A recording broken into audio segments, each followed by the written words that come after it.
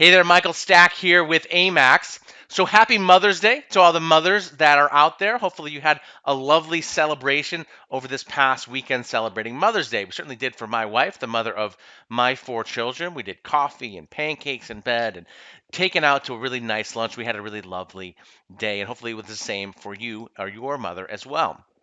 But it got me thinking about sort of this day of demonstration of gratitude for mothers and how really for the amount of work that they do, one day is just not enough. It pales in comparison to demonstrating that gratitude. It needs to be delivered on a regular basis.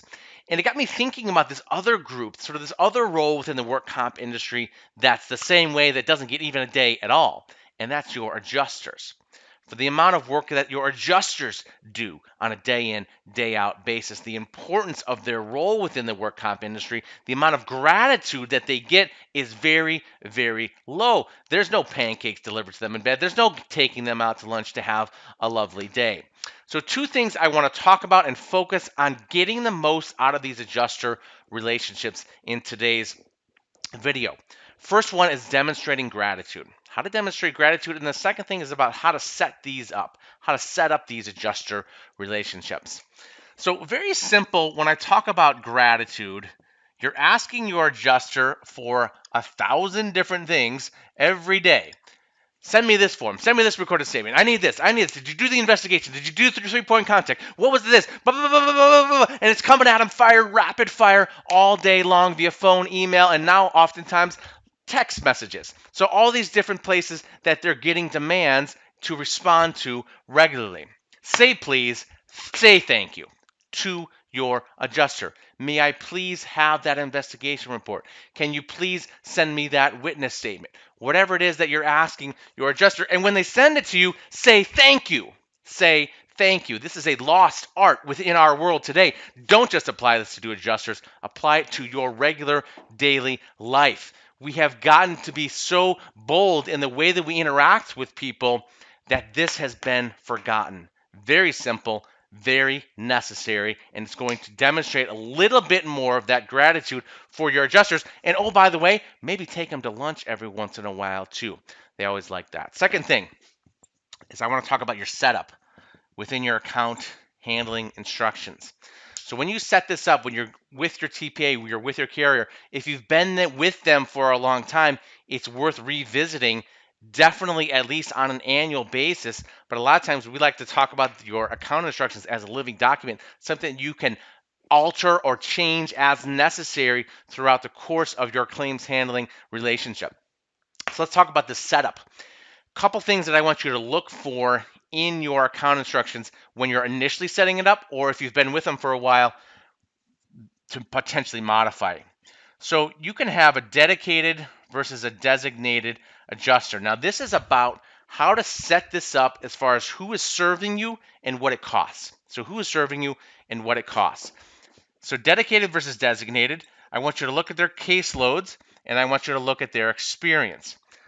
So what type of adjuster, who is that individual that's going to be assigned to your case? Again, in your instructions, as you're setting this up or as you're potentially modifying it on an annual basis. A dedicated adjuster is one that only works directly for you. So you work with Jane Smith. Jane's your go-to girl. She's there handling all of your cases, or Jane and John if you've got more than one. Designated means that Jane or John works only for you, but they also work for XYZ company as well. You can develop a relationship. We talk about having your adjuster so much as being this key part of your team, demonstrating them gratitude, bringing them along, really having them as a main cog in your wheel, setting up these relationships. It's a great way to do this. You can spend more money on a designated or dedicated adjuster. It's going to cost you more out of the gates, but it can save you a huge amount. Same thing as we're looking at these caseloads. So adjusters with lower caseloads do a better job. Adjusters with lower caseloads do a better job.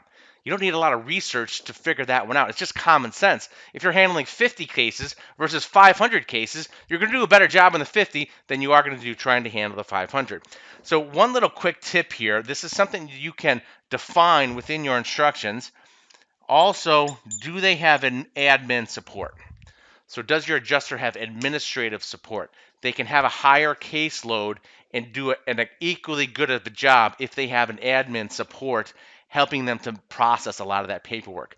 So something to think about and look at, and ask your carrier, ask your TPA if this is an option, and then look at those outcomes of how you can really best set that up. And then your experience level. Do they have 5 years? Do they have 10 plus years of experience? You can negotiate this in your contract. You can negotiate, I want my adjusters to have 10 years plus experience. Or I want them to have 10 years plus experience on these certain types of cases, the lost time cases, the catastrophic cases, whatever it is. You can define that. Another thing you might want to do is, if this is, if you look at this and they say, sure, we can do that, but it's going to cost you X, and you kind of choke up on that amount, you can say, well, we want, a mix then. We want, 10 years plus experience to be working with some of the newbie adjusters on those medical only files so that they have that supervision, they can deliver those outcomes. So all different things to look at and think about as you're setting up these adjuster relationships. And once you do, then show them that gratitude. Bring them that coffee in bed, take them to lunch, show them that gratitude for the work that they're doing. When you do, they're going to deliver much better outcomes. Again, my name is Michael Stack. I'm the CEO of Amaxx. And remember, your work today in workers' compensation can have a dramatic impact on your company's bottom line, but it will have a dramatic impact on someone's life. So be great.